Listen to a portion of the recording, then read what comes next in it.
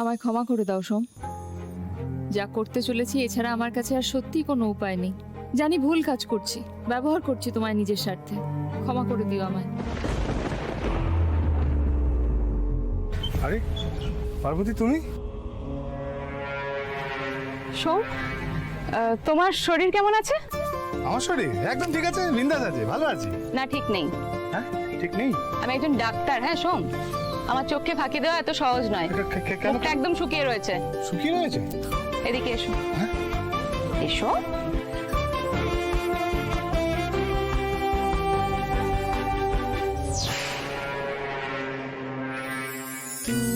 ওই রামধনু জল আকাশে, আমি পথেরই ধুলো। তোমারই জন্যে স্বপ্নের রাজকন্যে বেঁধেছি বাসা মনের জানলায়।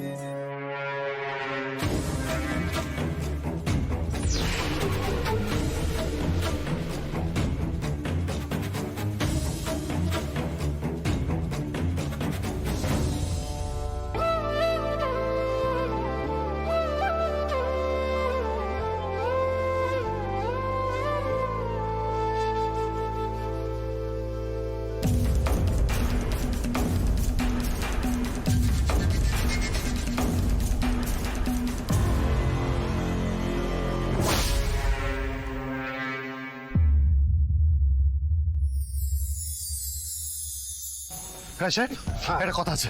কি কথা? পার্বতীর সাথে ওই লোকটাকে।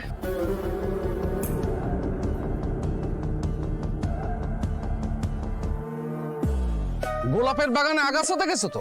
ও হচ্ছে সেই আগাছা। আগাছা? বুঝলাম না। অনেক বছর আগে এই গ্রামের একটা মেয়ে মা ভুবনেশ্বরের গয়না চুরি করে পরপুরুষের সঙ্গে পালায় গেছিল। ও হচ্ছে তার ছেলে। পালা পার্বণে আসে, মাঝে মাঝে ভাই ফরমাস কাটে। ওর স্যার বোন আছে, তাদেরও নিয়ে আসে। বিনা পয়সায় ভালো মন্দ কিছু খেতে পায়।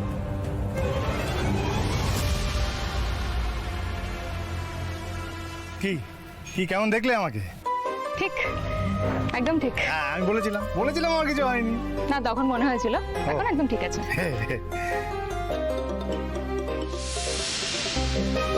আমি একটু আসছি। হ্যাঁ, হ্যালো।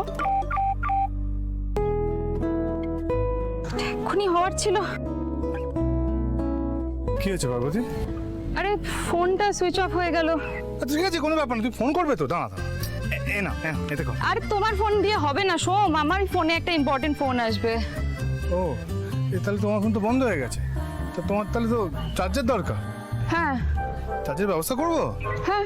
পাজামা, পাজামা,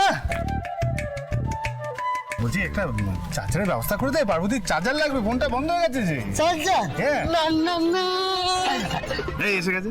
ভেরি ফাস্ট। হ্যাঁ। Thank you, thank you.